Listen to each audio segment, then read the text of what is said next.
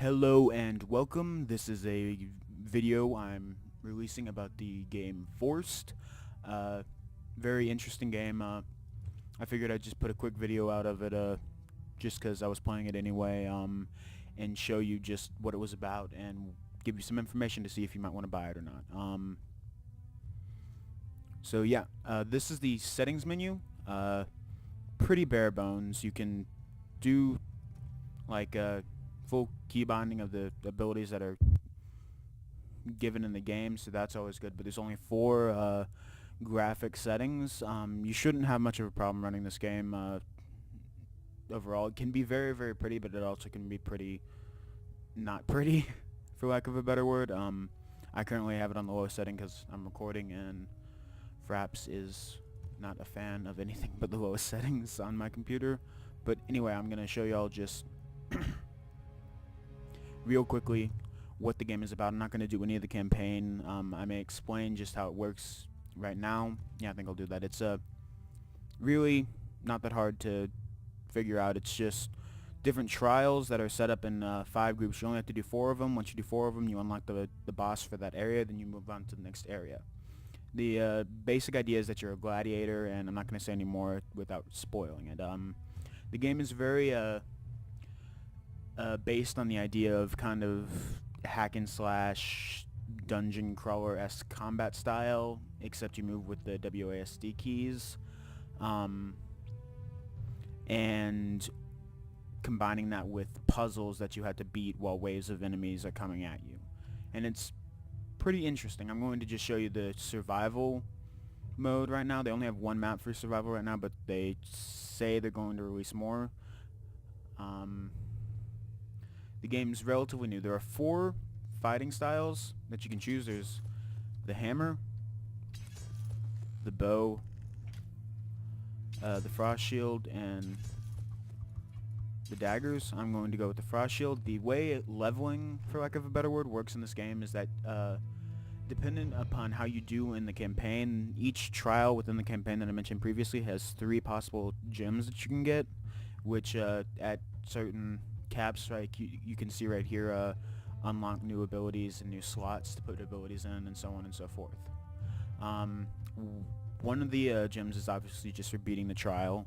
Another is for a particular challenge that you cannot find out what is until you beat it at least once. It is possible, however, to get that challenge without ever knowing what it is, but you can't actually see what you have to do for the challenge without already having at least finished it once.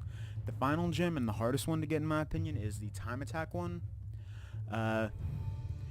It's feasible to get them if you go back much higher levels and do it, but as far as I can tell, your only chance of doing it when it's first presented to you is if you have multiple people. This game can be played alone, but it gets progressively harder as it goes on, and I would honestly suggest having more people. Especially some of the puzzles, like, they seem feasible by yourself, but you can tell with one glance that they'd be a lot easier if you had more than one person to mess around with. But beyond all that, I'm just going to finish going over the minor kind of game mechanics, and then we'll get into some gameplay, and then y'all can go on y'all's way. The way puzzles work in this is that you don't actually interact with them directly. You use your Balfus or your Spirit Mentor guy, this little ball right here. The way you interact with him is you press spacebar to send him to your current location, and that can drag him through statues to activate him, or if you drag him over these particular blocks, he'll latch onto them, and then any future commands given to him will drag the block with it, and you can put that on pressure plate or something, and that's generally how the puzzles work, at least the ones I've seen so far. The other way you can interact with him is if you hold down spacebar for a second or so. Instead of just pressing it once, he will hover directly above you and follow you, and that's really good when you like hit the healing statue, which gives him a radius about like that. My cat just meowed.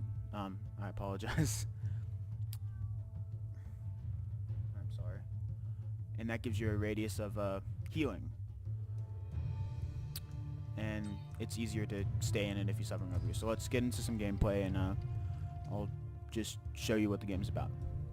There is a pretty fair variety of enemy types in the game. Most of them are all based off of that I've seen so far. Mind you, I'm not terribly far in the campaign. Most of them are based off of these guys, the swarmers. There are different kinds of them. There are acid swarmers. There are ones that explode when they get near you, so on and so forth.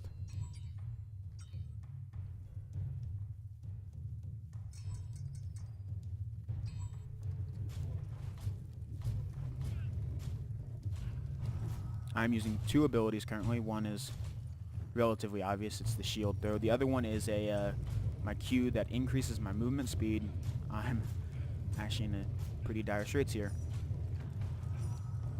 The Q increases my movement speed and heals me, and the right click sends the shield out as a projectile weapon.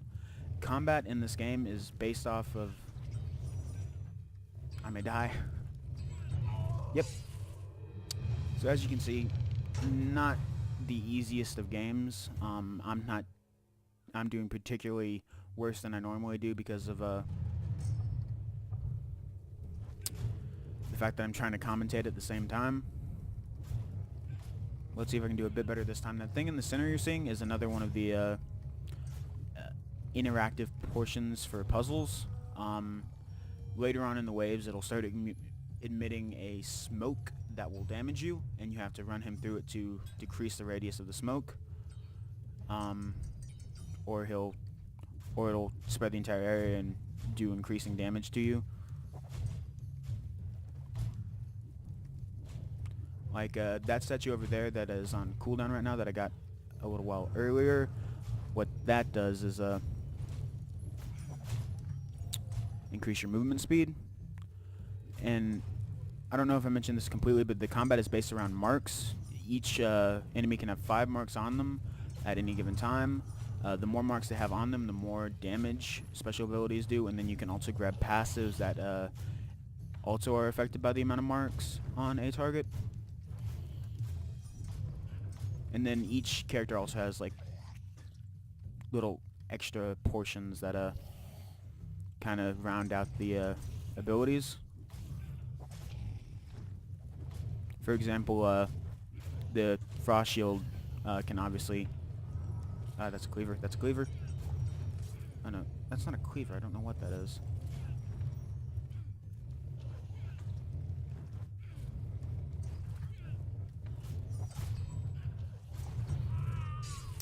But yeah, it's not an easy game, but it's a fun game. I would very, very much suggest having friends to play it with.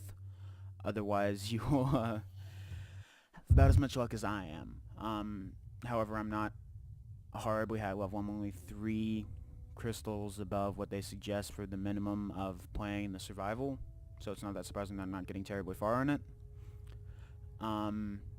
If you're planning to buy this and just bank off the fact that the open matchmaking will work, I would not suggest that. This isn't like a 100% thing, but I've yet to have any luck with actually getting into a game. Every single time I do, I'm immediately kicked, and it's quite obviously that they're just looking for their actual friends and don't want random people joining. But yeah, that could change since it's still relatively new, and as it gets a larger player basis, that may turn around. They're planning to have active involvement in free DLC patches and packs and stuff released further on. It's a good game. It's a very solid game, and I would suggest it if you have the $15 to drop on it. It was $11 when I bought it on Midweek Madness. It may still be on there, I'm not certain, but either way, I think it's worth it at both prices. This has been EGI. I hope you enjoyed it. Signing out. See y'all.